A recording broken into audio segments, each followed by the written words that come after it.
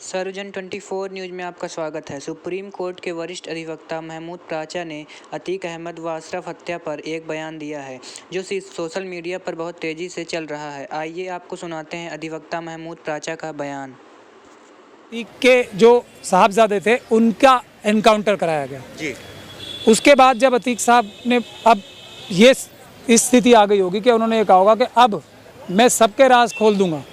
और जो एक चिट्ठी की बात आ भी रही है लिफाफे में, और उस लिफाफे में किसके पास ताकत थी, किसके राज वो खोल सकते थे, वो सिर्फ और सिर्फ भारतीय जनता पार्टी के ऑफिस बड़े बड़े ओहदेदार, चाहे वो दिल्ली के हों या उत्तर प्रदेश के, उन्हीं के राज खोल सकते हैं। उन्हीं के कंट्रोल में पुलिस थी। जो हत्या हुई है उसमें पुलिस की डायरेक्ट इन्वॉल्वमेंट से हुई है, वैसे ये हत्या हो ही नहीं सकती थी।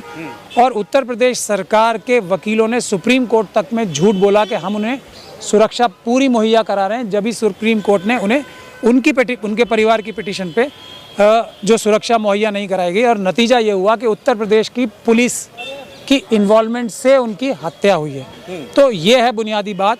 ये हत्या में दिन ब दिन शक जो है योगी जी पे या उनके राजनीतिक दुश्मन जो कैबिनेट मिनिस्टर दिल्ली में बैठे हुए हैं उनके ऊपर जाता है, क्योंकि ये भी हो सकता है कि ये हिट जॉब हो योगी आदित्यनाथ जी पे, क्योंकि सबसे बड़े प्राइम एक्यूज्ड इसमें योगी आदित्यनाथ ही हैं, क्योंकि उन्होंने ही मिट्टी में मिलाने की धमकी दी थी अतीक अहमद साहब के परिवार की, और उन्होंने उनके कुछ दिन बाद ही मिट्टी में वो मिल गए। जो कानून की नज़र में योगी आदित्यनाथ सबसे पहले इसमें एक्यूज्ड हैं इस केस में, इस सारे घटना चक्र में। राजू पाल की हत्या से लेकर ये जो उमेश पाल जी की हत्या से लेके और ये अतीक के और उनके भाई की हत्या से लेकर ये तीनों घटना चक्र जो है एक ही घटना के हिस्से हैं, एक ही साजिश का हिस्सा हैं, जिसमें प्राइम एक्यूज योगी आदित्यनाथ हैं। ये एक दूसरी भी बात हो सकती है जो इन्वेस्टिगेशन से पता लगेगी, क्या योगी आदित्यनाथ जी को उनके पॉलिटिकल बीजेपी के अंदर जो राइवल हैं या उनके बीजेपी के अंदर जो दुश्मन है फंसाने के लिए अपने लोगों से ये हत्या तो नहीं कराई गई। लेकिन लोग सवाल कर रहे हैं कि जो हत्यारा है वो कहीं ना कहीं किसी ऐसे संगठन से जुड़ा हुआ है। बजरंग दल के ऊपर भी जो है क्या नाम है, लोग शक कर रहे हैं कि ये बजरंग दल का कार्यकर्ता है। लेकिन सवाल ये है कि जो उत्तर प्रदेश के सीएम है वो तो लगातार काम कर रहे हैं। आप देखा होगा कई पुलिस वाले उसको भी सस्पेंड कर दिया है। सस्पेंड करने का मतलब इन हालात में होता है जो पुलिस वाले हैं उनको मजबूती देना, उनकी मदद करना, और इससे ये एक और इशारा इस बात की तरफ करता है कि उत्तर प्रदेश की सरकार की इन्वॉल्वमेंट है। सस्पेंड करना नहीं था, उनके खिलाफ तो एफआईआर दर्ज होनी है। तो एफआईआर ना दर्ज करके सस्पेंड करना का मतलब होता है कि हम 10-15 दिन के लिए तुम्हें साइडलाइन कर रहे हैं, तुम पब्लिक की नज़र में आओगे, प्रेस की नज़र में आओगे, तुम्हें बचाने के लिए सस्पेंड किया जा रहा है, उसके बाद तुम्हें बहाल कर दिया जाएगा। वो लोग तो मुलजिम है इस केस में। दूसरी बात यह है कि अब आप ये देखेंगे कि आगे के घटना चक्र में क्या हो रहा है। योगी आदित्यनाथ जी अब भी ये कहलवा रहे हैं या अपना पब्लिसिटी स्टंट ये कर रहे हैं, पब्लिसिटी पैसे भी खर्च कर रहे हैं कि हम लोग तो अपना काम कर रहे हैं।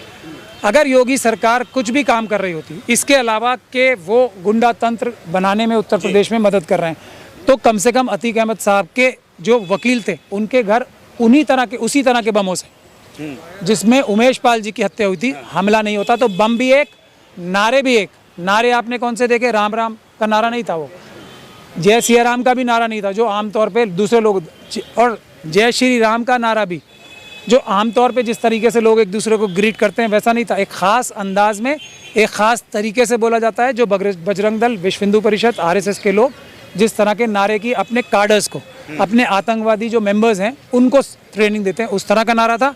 और ये जो आप जिसकी बात कर रहे हैं वो बजरंग दल का कार्यकर्ता था, ऐसा उसकी फेसबुक अकाउंट से भी साफ नज़र आ रहा है। तो बजरंग दल आरएसएस का संगठन, उसी ने ये हत्या की है। तो योगी आदित्यनाथ या कैसे कह सकते हैं सर, कैसे आप डायरेक्ट इल्जाम लगा सकते हैं कि उसी ने हत्या करवाई है?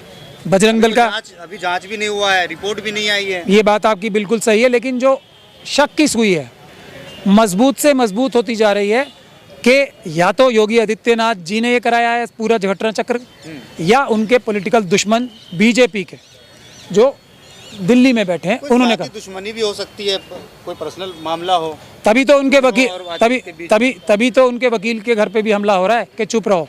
पुलिस ने फेक बता दिया। मैं बता तो रहा हूँ फेक। मैं तो पुलिस किसकी है ये और शक पैदा करता है। उत्तर प्रदेश की पुलिस को इस सारे घटना चक्र को इन्वेस्टिगेट करना ही नहीं चाहिए। उत्तर प्रदेश के एक एटीएस के चीफ हैं, और जो भारत में जितने भी एटीएस हैं ना, वो अपने अपने चीफ मिनिस्टर और अपने अपने राजनीतिक आकाओं के लिए सही गलत काम करते रहते हैं, ये जग जाहिर बात है। तो उत्तर प्रदेश की इन्वेस्टिगेशन, इस केस में जो इन्वेस्टिगेशन होनी चाहिए, सबसे पहले जो उत्तर प्रदेश के ATS के चीफ हैं उनकी इन्वेस्टिगेशन होनी चाहिए सबसे पहले। और आपने ये साफ देख लिया कि जब मैं आपको ये बता रहा हूँ, कोई इस बात को मना कर रहा है कि वो बजरंग दल का कार्यकर्ता नहीं था? नहीं कर रहा ना मना, तो मना कर रहे हैं कि हमारे कोई रिश्ता नहीं है। ये इन्वेस्टिगेशन में पता लगेगा। उन्होंने आज तक ये मना किया जब उसने फेसबुक पे लगा के वो कर रखा था। उसी प्रकार के, उसी तरह के नारे जो जहांगीरपुरी में, जो दिल्ली के दंगों में, जो बिहार शरीफ में लगाए, उसी टोन में। आप देखिए, जय श्री राम कहने का भी एक तरीका होता है। जो बजरंग दल के RSS के कार्यकर्ता हैं, जो RSS के भी आतंकवादी कार्यकर्ता हैं, वो उसी एक ख़ास तरीके से नारा लगाते हैं। बाकी अगर मैं बिल्कुल मान रहा हूँ, मैं खुद ही कह रहा हूँ, वो राम राम का नारा नहीं लगा था, वो जय श्री राम का भी नारा नहीं था, वो जय श्री राम का भी नारा ऐसे नहीं था जय श्री राम।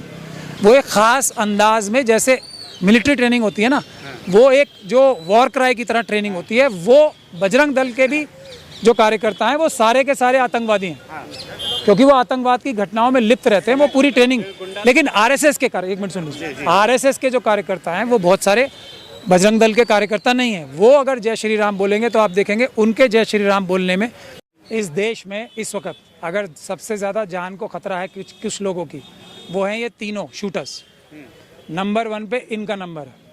इनको पूरी संभावना है कि सबूत मिटाने के लिए मारा जाएगा और पुलिस की कस्टडी में, जिस पुलिस की और ATS के जो चीफ है ना, उनका नाम जुड़ता रहा है जेल के अंदर जाके तक हत्याएं कराने में।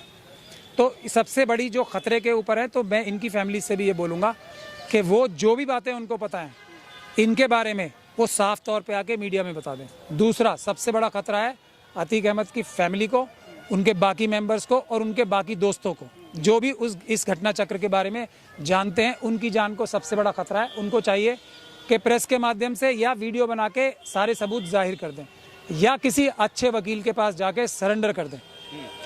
उनको पूरी तरीके से कानूनी सहायता मिलेगी, लेकिन वो सरेंडर करें और पूरे सबूत लाएं। अब उन लोगों के बहकावे में ना आए जो BJP और RSS के हैं। ऐसे सबूत भी हैं कि उनको RSS और BJP के बड़े नेताओं ने साबरमती जेल में किसी बड़े नेता से मिलवाया था और उसके बाद उन्होंने एक पॉलिटिकल पार्टी ज्वाइन की थी। तो ये सबसे बड़ा खतरा उनको है। और उससे भी बड़ा खतरा इन दोनों से है जो एक इशू डाइवर्ट किया जा रहा है, अडानी का इशू डाइवर्ट किया जा रहा है, और दूसरा इशू सतपाल मलिक साहब का। सतपाल मलिक साहब की जान को भी सबसे ज़्यादा इस वक्त देश में खतरा है, क्योंकि जम्मू कश्मीर का एक भी गवर्नर ऐसा नहीं है जिसको Z+ सिक्योरिटी ना हो। सिर्फ वो अकेले ऐसे व्यक्ति हैं जिनको जानबूझ के, जिनकी सुरक्षा में ढील दी जा रही है, क्योंकि उन्होंने ऐसी बातें मोदी जी की सरकार के बारे में बताई हैं जो कि देश में एक असलियत जाहिर कर सकती हैं। और वो बातें सच्ची इसलिए लगती हैं क्योंकि वो जम्मू कश्मीर के गवर्नर ने कही। लास्ट सवाल, वहाँ पर कन्हैया कुमार बोल रहे हैं कि सेम इसी तरीके की जो छवि है वो अमित शाह की भी थी कभी, तो इसका मतलब ये तो नहीं कि उनके साथ भी ऐसा कर दें और सब पटाखे फोड़ें। अगर ऐसा कर दिया होता तो आज शायद वो ना होते, कड़ी पार रह चुके हैं वो भी ऐसे। देखिए वो क्या बोल रहे हैं वो जाने, वो पॉलिटिकल पार्टी के लोग हैं। मेरा किसी पॉलिटिकल पार्टी से कोई संबंध नहीं। मेरा साफ साफ कहना ये है, मैं बता रहा हूँ कि एक दिल्ली में कैबिनेट मिनिस्टर हैं जो योगी जी को अपना कॉम्पिटिटर देखते हैं। इन दोनों में ज़बरदस्त लड़ाई चल रही है प्राइम मिनिस्टर बनने की, मोदी जी को हटा के या मोदी जी के हटने के बाद। तो इन दोनों में ये लड़ाई चल रही है, उसका ही ये परिणाम है।